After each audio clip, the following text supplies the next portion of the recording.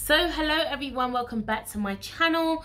This is still the continuation of the astrology series going into the sun signs, and today we're talking all about the transcendental potential of a sun in Aries. If you're new to astrology, remember to click the subscribe button. This is where you'll be able to understand a bit more about how astrology works and how you can use it for a tool for self-development. So remember to click the subscribe button. Keep updated, join the family, let's learn how to grow.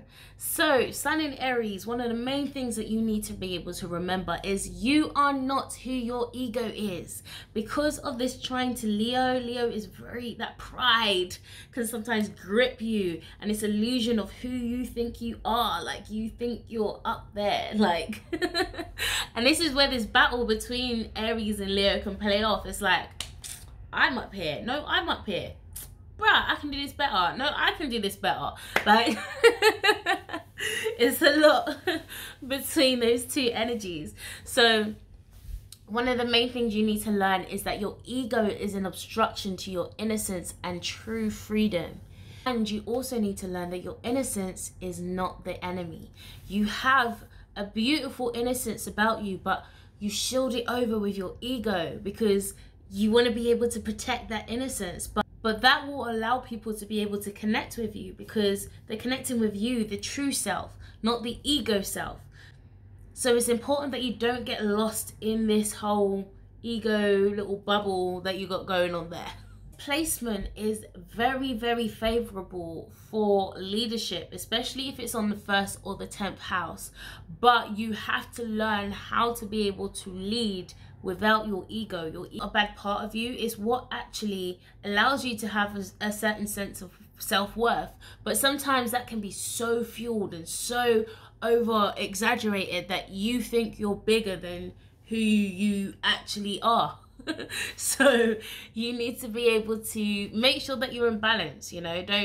Don't dash away your ego to where it doesn't exist and you don't have a connection with your ability to know who you are and knowing that you are a leader and that there are great aspects about you. But it's just knowing, again, you don't have to be over someone else. It's about having everything in balance.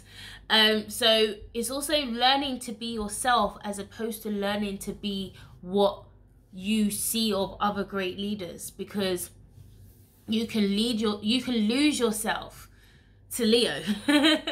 You know, you can lose yourself and be like, yeah, this is a great leader and I'm going to pattern myself after that, but I'm just going to make sure I do it better. There's an element to where you can admire someone, but you have to make sure that you're still being authentic to who you truly are. One of the main thing about your insecurities is that you keep asking yourself, like, am I real? Like, do I exist? Like, you need to exist because there's an element of attention that you do desire. And if people are not actually giving you that attention, you will find ways to kind of create it. And so you need to be able to exist. But it's also taking time to understand that your ego can never really be real because that's not real. So you need to take time to see what's actually real. Who am I? Like, who am I really? Not who is the mask that I give off to people, the person that I'm trying to pattern myself after. Like, not that. Like, who am I and how can I bring this more to the world? That's what you need to be able to ask yourself. Also, what you may find with a sun in Aries is that there's a deep and unfulfilled need to constantly prove yourself and establish your identity. It's like you need people to know who you are. This is where this whole narcissistic type thing comes from. Like, do you know who I am? Like, I am this. I'm the head of and do you know who I am? And like there's those constant attempts like to assert your identity and make sure it's established, and sometimes it can become more aggressive and more just outrageous. So again, depending on your placements, depending on how far this plays out. Again, depending on your placements, depends on how this actually plays out, whether it's tempered, whether it's more exaggerated. So definitely want to pay attention to that. Also, see anyone who's blocking you from your path. Like, you're a go-getter, you're very, I'm getting what I want, like this is what I want, this is what I desire, and I'm gonna have it. And anyone who's a blockage to that path or has posed any type of challenge to your existence, this is when you start to play up again, because you're like, no, I can't have that. You're trying to make me not exist, and I need to exist in this form. So remember, Aries is the first sign of the zodiac. It is the birthing. So it's like, that's why the existence, it needs to have its existence validated, because it's like, no, like, this is why I was born. I was born for this very reason. You're extremely quick, you're extremely alert, you're very hasty, but sometimes you can be very impatient. You know, as a fire sign, you just want it all now, like just at the click of a finger, microwave if you can. Like, you're a constant go-getter, like everything has to constantly be on the go. Aries is a very kind of military, regimented type sign, so things can almost feel like that, like go, go, go, go, go. So you have to make sure that you find the balance between those two energies, because it's, again, these energies are good to be played out in specific areas. So being an athlete, that type of go, go, go, go, go energy is really, really good. But in a relationship, you know, it can come off a bit irritable. It can come across like, why are you constantly attacking me? You know, why are you constantly just leave me alone? Like, why are you always kicking off? Like, just go away, just go shut up. So you have to learn how to find the balance between that, and learning how to be a bit more patient, learning how to just slow things down a little bit sometimes. You know, not everything is like, because sometimes you don't think, like your thinking process can be very quick as well. So you just want to make sure that you're being very, very balanced in that area. So number 2, you are a natural leader, so you are naturally built to just get to the top type thing. You want to be up there, but you have to be careful that you're not being too domineering, and sometimes this can play out in all of your areas, like your relationships, you know, different whatever. You just want to make sure that you're finding the balance between your need to be leading, because sometimes you can end up micromanaging people as well, but you just don't want to make sure you're doing that, and you don't want to make sure you're stepping on people's toes. You want to make sure that even though you recognize that you are an individual, you are a leader, you are, you know, because sometimes you can only see yourself. So you have to be able to be mindful that other people have as equal footing to you too. So yeah, definitely pay attention to that. The third thing is, you're very intuitive, that fire, you know, but you're very impulsive.